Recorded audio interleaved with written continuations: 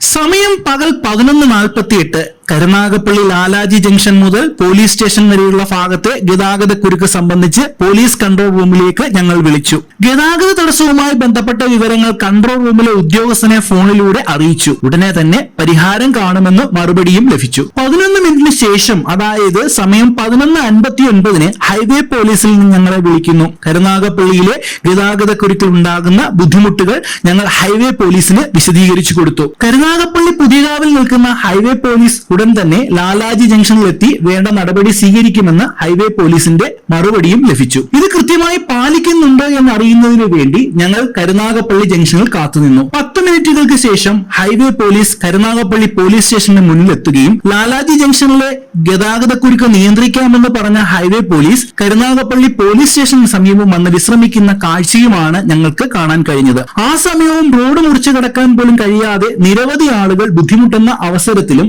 Highway police വാഹനത്തിൽ നിന്നും പുറത്തിറങ്ങിയില്ല. Highway പോലീസിന്റെ വാഹനത്തിൽ ഉണ്ടായിരുന്ന ഉദ്യോഗസ്ഥർ വാഹനത്തിലിരുന്ന് പലരുടെയും ഫോട്ടോ എടുക്കുന്ന കാഴ്ചയാണ് ഞങ്ങൾക്ക് കാണാൻ കഴിഞ്ഞത്. ഗതാഗതക്കുരുക്ക് സമയത്ത് ഹൈവേ പോലീസ് വിശ്രമിക്കുന്ന വീഡിയോ എടുക്കുന്നത് കണ്ടപ്പോൾ വാഹനം പെട്ടെന്ന് വീണ്ടും ഓച്ചിറ ഭാഗത്തേക്ക് തിരിഞ്ഞ് വാഹനത്തിലിരുന്ന ഉദ്യോഗസ്ഥർ വീഡിയോ എടുക്കുന്നവരുടെ ചിത്രങ്ങളും പകർത്തി. എന്നാൽ ചിത്രങ്ങൾ വ്യക്തമാകാതിരുന്നാലായിരിക്കാം റൗണ്ട് അബൌട്ട് ഒന്നുകൂടി ചുറ്റുവന്ന് വീണ്ടും ചിത്രമെടുത്തതിനു ശേഷം കരുനാഗപ്പള്ളി AM ഹോസ്പിറ്റലിന്റെ സമീപം പോയി വീണ്ടും വിശ്രമിക്കുന്നു. എന്നിട്ടും ലാലാജി ജംഗ്ഷനിലെ ഗതാഗതക്കുരുക്ക് നിയന്ത്രിക്കാൻ അവർ ഒരു നടപടിയും എടുത്തില്ല എന്നതാണ് സത്യം. സഹ്യ ന്യൂസ്, കൊല്ലം.